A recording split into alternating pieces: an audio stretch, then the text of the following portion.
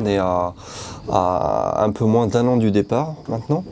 Et le bateau, je commence à prendre mes repères dessus. Et je dirais qu'il correspond assez à mes attentes et je pense qu'il est bien adapté pour moi, pour cette course. On a la chance d'avoir déjà le bateau qui navigue, qui est quasiment équipé pour la course. Mais il nous reste quand même l'essentiel du budget à trouver. Pour faire les modifications, les voiles qu'il y a à fabriquer pour la saison prochaine. Et puis j'ai encore beaucoup de travail sur l'équipement du bonhomme, on va dire, pour la prothèse. J'ai effectivement une prothèse qui est étanche, qui est assez perfectionnée, mais il reste tout l'ajustement, on va dire, ce qu'on appelle l'emboîture, qui est la partie rigide en carbone, voilà, qui n'est pas encore optimale et c'est vraiment quelque chose qui reste une priorité pour la suite du projet, pour que je sois vraiment à l'aise dans mes déplacements sur le bateau et dans les manœuvres.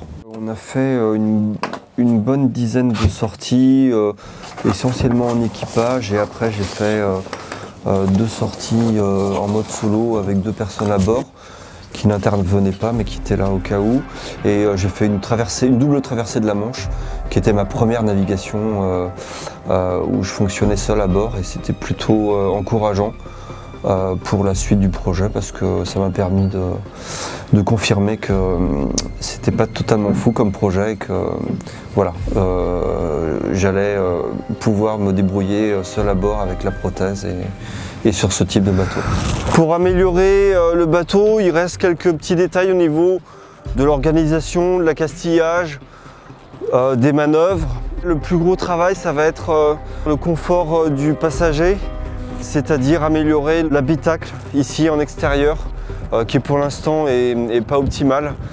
C'est un bateau qui est bas sur l'eau et qui est très exposé à la mer.